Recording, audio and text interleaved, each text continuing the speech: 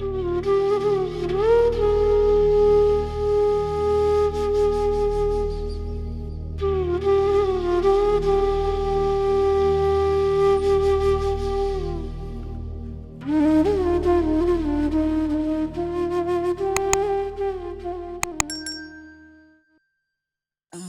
मैं आपको एक ऐसा सत्संग करूंगी, ना जाने क्यों मेरे को बैठे बैठे अभी विचार आया, गुरुजी ने थॉट डाला है, मैं कर रही हूँ, ना जाने इसमें किसका कल्याण होगा, आई डोंट नो, पर मेरे को इतना जैसे आदेश है कि मैं ये वाला सत्संग करूं।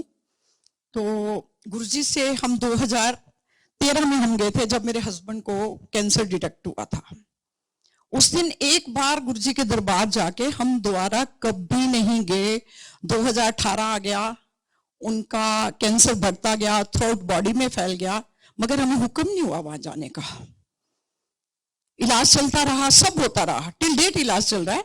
पर गुरुजी ने 2018 में जब डॉक्टर्स ने डिक्लेयर कर दिया कि एज भी लिमिटेड रह गई, अब इनकी पूरी बॉडी में चला गया, तो मात्र जल प्रसाद से, सिर्फ गुरुजी ने जल प्रसाद, गुरुजी के यहाँ से लोटा ब्लेस किया गया, जल प्रसाद दिया गया उनको, और वो आज तक बिल्कुल उनके पैरामीटर्स बिल्कुल सही हैं। ट्रीटमेंट चल रहा है। गुरुजी कहते थे इलाज कराओ, और डॉक्टरों ने अपना काम करने दो, मैं अपना काम करांगा। और जैसे उनको गुरुजी ने ब्लेस किया, हम तो दुआ मांगते हैं, सारी संगत जो गुरुजी के प्यारे हैं वो तो यही मांगेंगे। हमारे पास सबसे बड़ा इलाज या कुछ भी कहने के लिए, किसी को अगर हमें कोई सलाह भी देंगे, हम कहते गुरुजी के पास जाओ, गुरुजी से प्रे करो, गुरुजी से प्रार्थना करो, हमें सिर्फ इतना पता है, इससे ज्यादा हम बिल्कुल कुछ नहीं जानते। मैं इसके बाद अपना सत्संग शेयर कर रही हूँ।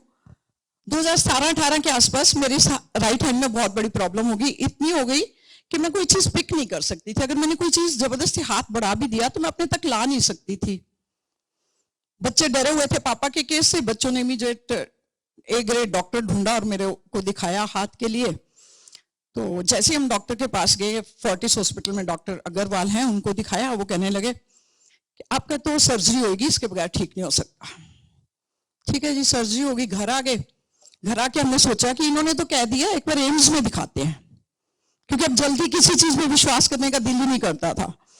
एम्स में दिखाया, उन्होंने कहा कि सर्जरी तो होगी, और सर्जरी के साथ साथ आप जितनी, और मैंने सोचा मैं वहीं करवा लूं, एम्स में ही करवा लूं, तो कहने लगे कि अभी तो 2-3 महीने का टाइम नहीं है यहाँ, उसके बाद की आंटी आपको डेट मिल सकती है।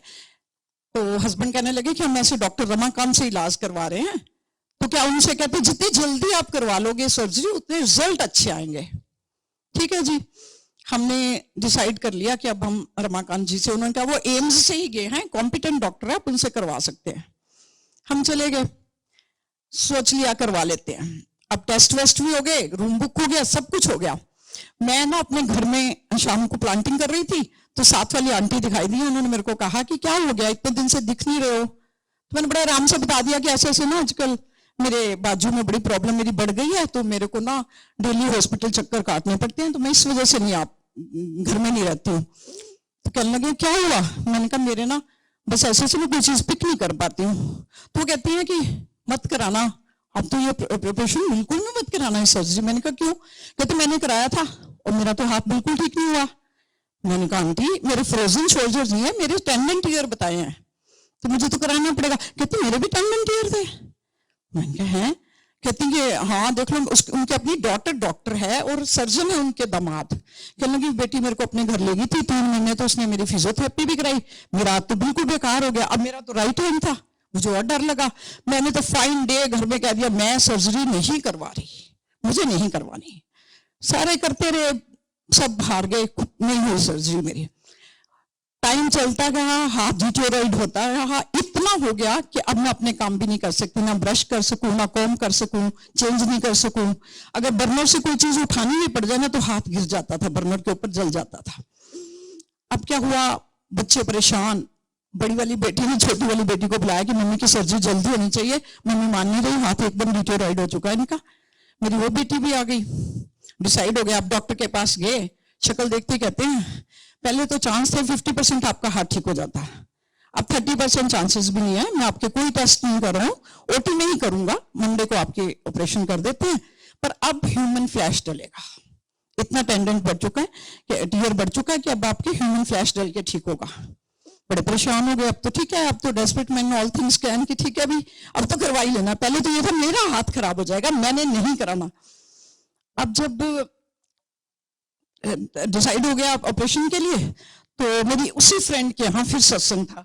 पता नहीं मेरे को गुरुजी उनके यहाँ बहुत ब्लेस करते हैं, यही सब रूप लगा हुआ उनके यहाँ। मैं वहां गई, जाने के बाद संगत ने मेरे को बहुत बेस्ट विशेष दी। सबको लगा कि इनका टेंडेंट ईयर है तो ऑपरेशन हीलिंग के लिए टाइम ज्यादा बता दिया डॉक्टर ने, 6 महीने कम से कम लगेंगे हील होने में। मैं डर गई। अब मेरे को गुरुजी की तरफ से बहुत सारी संगत ने बहुत ब्लेस किया। हमने लंगर प्रसाद लिया, जैसे ही हम घर आने लगे तो हमें वहां कन्नर कालड़ा मिले, आरती जानती है उनको। वो कहने लगे कि ऐसे करो आप ना हमारे घर चलो, आंटी के पास ना डिवाइन प्रसाद है गुरुजी का, हम आंटी को वो दे देते हैं, ठीक हो जाएंगे। हम चले गए। संगत जी उनका घर क्या था, अंदर एंटर करते ही गुरुजी के इतने प्यारे प्यारे स्वरूप ड्राइंग रूम में ही लगे हुए। हम गए, जाके मैं जिस चेयर पे बैठी वो मुस्कुराने लगे, सारे हंसने लगे। मैंने कहा क्या हो गया? बोले आंटी इस चेयर का नाम हमने कन्फेसिंग चेयर रखा है, और जो यहाँ बैठता ना वो गुरुजी से, उस सच में मुझे भी ऐसे लगा, बैठती व्हाइट वाले चोले में गुरुजी वहां थे, ऐसे लगे जैसे बातें कर रहे हैं। कितनी जो आता है ना वो कन्फेस करना शुरू हो जाता है। तो मुझे भी यही लग रहा है कि गुरुजी सच्ची डायरेक्ट टॉक कर रहे हैं। इतनी उन्होंने उसमें शक्ति डाल रखी, इतनी शक्ति।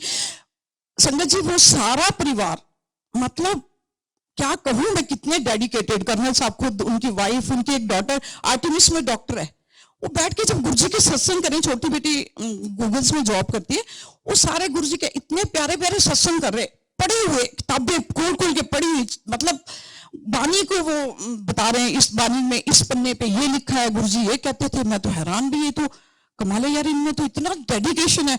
हम तो बस कष्ट आया भाग्य गुरुजी के पास, गुरुजी ठीक कर दो, गुरुजी ठीक कर दो, गुरुजी हाई ऑपरेशन ठीक करा देना। अब तो पहले ये था ऑपरेशन ना कराना, अब ये था कि गुरुजी ठीक हो जाए, हाथ ठीक हो जाए, राइट हैंड जाता ना रहे। अब जी उनके यहाँ बैठे, उन्होंने हमें डिवाइन प्रसाद दिया, सत्संग चलते रहे, रात के 2 बज गए। नेक्स्ट डे मॉर्निंग में मेरी सर्जरी है। मेदांता में वो डॉक्टर आ चुके थे, तब तक मेदांता में डिसाइड हो गया, 3 दिन के लिए कमरा बुक हो गया, सर्जरी हो गई। सर्जरी के साथ साथ मेरे को घर से जाते ही इन्होंने जल प्रसाद दिया, गुरुजी का स्वरूप दे दिया, डिवाइन प्रसाद मेरे होठों पे लगा दिया जब मैं ऑपरेशन के लिए जा रही थी। सर्जरी हो गई, रूम में आ गई, सब रिकवरी रूम से रूम पे शिफ्ट हो गई। रात के 1-1:30 बजा तो मुझे लगा, मैं डीप एनेस्थीसिया में थी, मुझे लगा कि मेरे ना सीने पे बहुत भारी बोझ है, मैं क्या करूं। मैंने यूं हिली तो एकदम सिस्टर पास बैठी हुई थी, वो उठ गई, हाँ जी आंटी मैं आपकी हेल्प करती हूँ, क्या चाहिए? मैंने कहा मेरे को ना वॉशरूम जाना है। मैंने कहा पहले मेरे हाथ रिलीज कर यार, मेरा दम घुट रहा है। पता नहीं उसने क्या किया, और उसके बाद मैं उससे कह रही हूँ कि मेरे को लू तक ले जाने में हेल्प कर दो। कहती नहीं आप नहीं जा सकते, आपको यहीं मैं आपकी हेल्प करती हूँ, आप यहीं, हम 2 हैं। मैंने कहा नहीं बेटा, मैं तो वॉशरूम जाऊंगी, अगर अभी जाने दोगे तो ठीक है, 2 घंटे में जाने दोगे तो ठीक है, मैं यहाँ नहीं फ्री हो सकती। उन्होंने मेरी संगत जी हेल्प करी, वॉशरूम तक ले गई। मैं वॉशरूम से मुंह धो के बाहर निकली, इस हाथ से मैंने मुंह धोया, ये बड़े सीख से स्लिंग में मेरी बाजू लटकी हुई है, कुछ नहीं है। मैं आराम से वापस आई, आके मैं चेयर पे बैठ गई। मैं उसे कह रही हूँ मैंने नहीं अब लेटना, मैं लेट के थक गई हूँ, मेरे को बिठा दे, मैं अपना मंत्र जाप शुरू कर दिया। मैंने बैठ गई, मैं, वो मेरे साथ ही बैठ गई, और दोनों ने एक तरफ चेयर लगा लिया। आंटी आप गिर ना जाओ, आपको अभी भी नशा है। मैंने कहा नहीं कोई नहीं, मैं नहीं गिरूंगी, मैं बैठी हूँ, आप हो। मेरी पैर, दोनों ने एक पैर पकड़ लिया, मैं चेयर पे बैठी रह गई। इतने में 4 बजते हैं ना, तो मेरी छोटी डॉटर आ जाती है। वहां आते ही एकदम हाय मम्मा, मैंने कहा क्या हुआ? हाय मम्मा आप आराम नहीं कर रहे? मैंने कहा बेटा मैं ठीक हूँ बिल्कुल, मेरे को कुछ, सच में संगत जी मुझे कुछ नहीं था। मेरी एज में ऑपरेशन के बाद तो इनवाइटेबल है, मुझे कष्ट आने ही आने हैं, फिर मैं बिल्कुल ठीक थी। तो कहती है, मैंने कहा बेटा इतनी जल्दी क्यों आ गई तू, अभी बजे कितने हैं? 4। मैंने कहा तू क्या करने आ गई? कहती मम्मा हमने ना आप सीडी देखी जिसमें आपका ऑपरेशन हुआ ना, हमने वो सीडी देखी, आप कितने कष्ट में थे मम्मा, आप कितना करा रहे थे रिकवरी रूम में, तो हमें नींद कैसे आती, इसलिए मैं तो उठ के आ गई। इसलिए आ गए इधर, इन्होंने तो रात को मैं धक्के मार के स्कर्ट बाहर निकाला, वरना हम तो जाते भी नहीं जितने ट्रबल में आप थे। और मुझे तो सच में संगत जी विद द ग्रेस ऑफ गुरुजी मेरे को कोई प्रॉब्लम नहीं थी। कहाँ मेरे दिमाग में एक धुन बैठी थी कि मेरा राइट हैंड गया, और 30% हुआ तो कितना ठीक होगा। क्या मैं काम कर सकूंगी, क्या मैं घर को मेंटेन कर सकूंगी, क्या मैं ब्रश अपने काम कर सकूंगी? मुझे तो बिल्कुल उम्मीद नहीं। बहुत डर गई मैं अपने राइट हैंड को लेके, और वो इतना बढ़िया ठीक है, आप सब देख सकते हैं मेरा राइट हैंड ऊपर नीचे सारा जाता है, जबकि मैंने कोई फिजियोथेरेपी नहीं कराई। और जब ऑपरेशन हुआ तो ह्यूमन फ्लैश भी नहीं डला, उसी को स्टेपल किया उन्होंने, और डॉक्टर ने कहा कि आपको 6 महीने लगेंगे रिकवरी में, क्योंकि हमने स्टेपल डीप किए हुए हैं, तो आप ना फिजियोथेरेपी पूरी करेंगे। हाँ डॉक्टर साहब बिल्कुल करूंगी, जबकि मैं बहुत चोर हूं इस मामले में, पर उनको मैंने पूरा आश्वासन दिया। ये तो रहा मेरे अपने सत्संग का। अब कहते हैं ना गुरुजी हैं, गुरुजी बहुत दयाल है, बहुत दयाल है। हम तो मतलब जो इनके ओरे में जहां तक गुरुजी की नजर तो ना जाने कहां तक जाती है। आप एग्जाम्पल देखेंगे इसका, मेरे ऑपरेशन के अगले दिन ही जैसे सवेरे में ठीक हो गई, 10 साढ़े 10 बजे डॉक्टर विजिट पे आ गए, तो मैंने कहा डॉक्टर साहब मेरे को घर भेज दो, मैं बिल्कुल ठीक हूँ। वो भी कहते हैं यार आप तो कल वाले लग ही नहीं रहे, आप तो बिल्कुल फ्रेश लग रहे हो। ठीक है कहते हैं, फिर कहते हैं अच्छा अभी तो आप छुट्टी मांग रहे हो, अगर मैं आज ना आता, मेरा तो आज वो डे ही नहीं, मैंने तो आज आना ही नहीं था, मैं तो विजिट पे आया हूँ। आपके साथ वाले रूम में जो लड़की आई है यंग गर्ल थी, कि ये भी सेम प्रॉब्लम लेके आई है, पर अभी मेरा कोई काम नहीं है वहां, तो मैं आपकी छुट्टी कर देते हैं। अब मेरे को बड़ा अंदर से जैसे गुरुजी ने कोई थॉट डाला, मैं हाउस कोट डाले डाले उनके यहाँ चली गई, इसलिए पहना हुआ मैंने। और मैंने जैसे उनके कमरे में एंटर किया, वो लेडी तो मेरे कंधे पे सिर रख के रोना शुरू हो गई। मैंने कहा क्या हो गया, क्या हो गया जी, आप कुछ बताओ क्या हो गया। अब हमारे पास तो गुरुजी करने के सिवाय कुछ होता ही नहीं, गुरुजी सब ठीक कर देंगे, आप क्या क्या हो गया जी, क्या हो गया। वो कहने लगे ऐसे ऐसे बिटिया परसों, मतलब वो लोग गुजरात के रहने वाले थे, ठीक से हिंदी भी नहीं बोल पाती थी।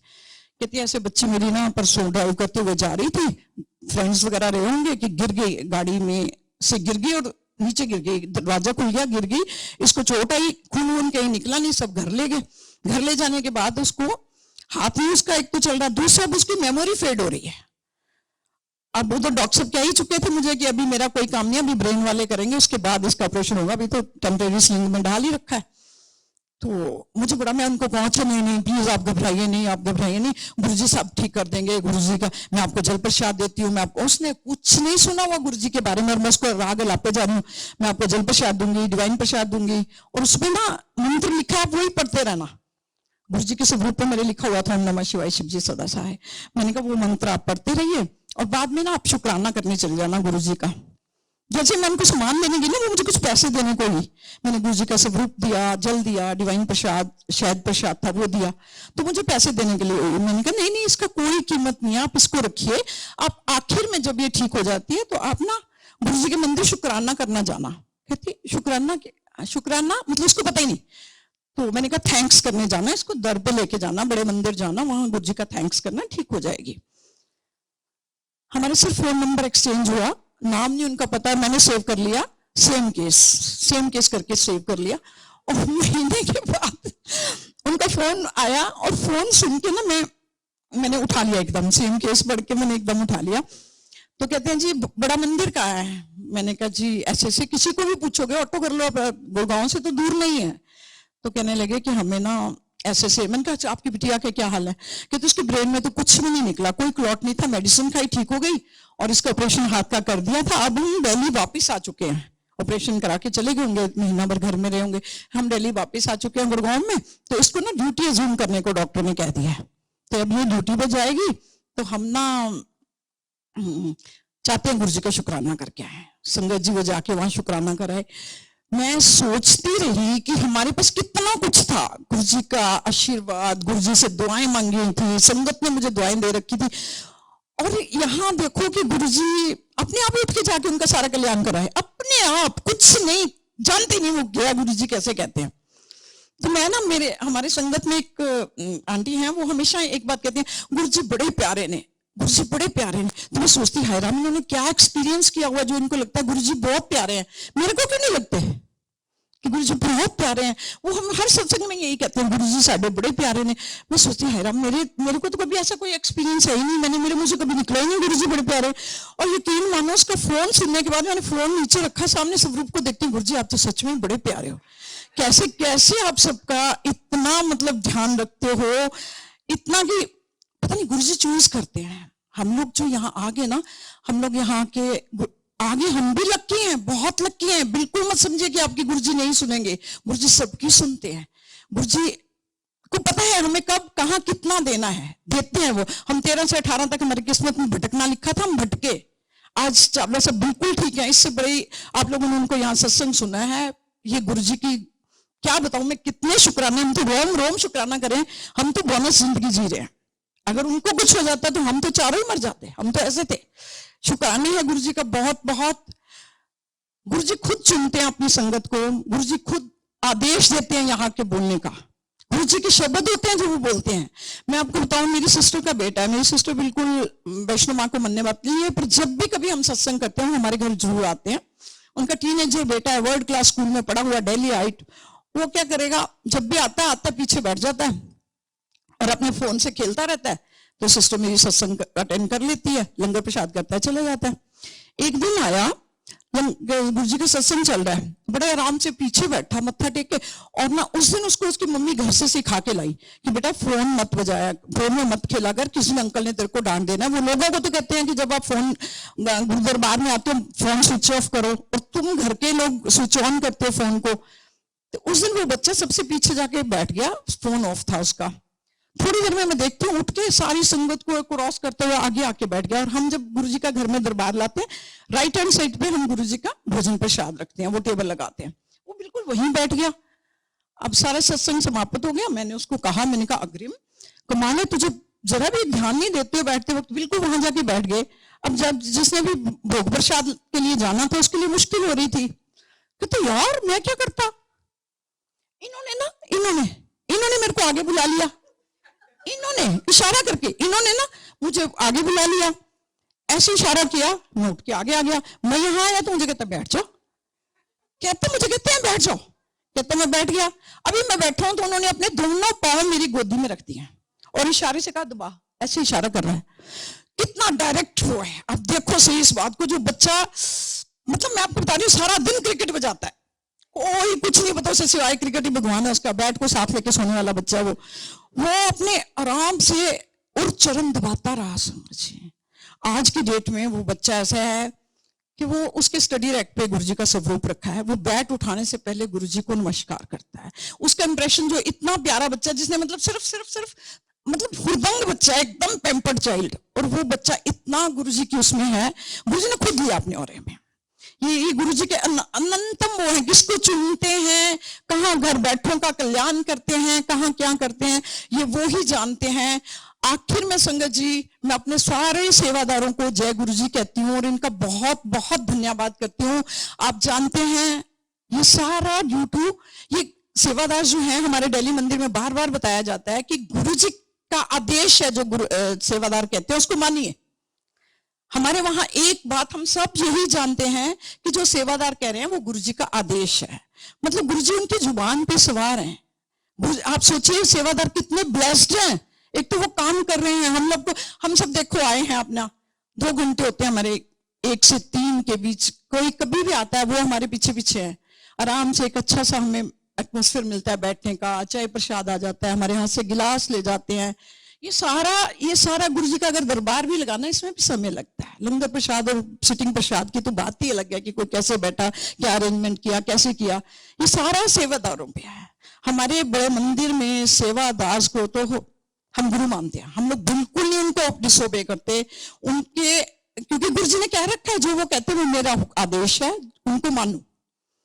हमारे वहां लाखों के गिनती में लोग दर्शन करते हैं गुरुजी के जन्मदिन पे। मतलब इतनी गिनती बताऊं मैं आपको बता नहीं सकती, इतनी भीड़ हो सकती है, कोई भी क्रॉस हो सकता है। मगर हमारे जो सेवादार हैं वो डटे हुए हैं, धूप में, बारिश में, ठंड में, कभी कोई क्लास नहीं, ना पब्लिक का ना ट्रैफिक का, इतने अच्छे से संभालते हैं वो, इतना उनका वो है। सो अपने सभी सेवादारों को मैं बारंबार जय गुरुजी और शुक्राना कहूंगी। और संगत जी, एक बहुत बड़ी बात हम सब इस चीज को सोच लें कि 2 घंटे से कोई भी बैठा अपना ध्यान लगा रहा है, शब्द वाणी सुन रहा है, दिमाग में जा रहा है, कहीं ना कहीं जाके किसी की कभी ना कभी थोड़ी बहुत कंसंट्रेशन बनती है, गुरुजी से लगाव होता है, गुरुजी दिखाई देते हैं, गुरुजी को हमारी लगता है कि हमारी कोई सुन रहा है।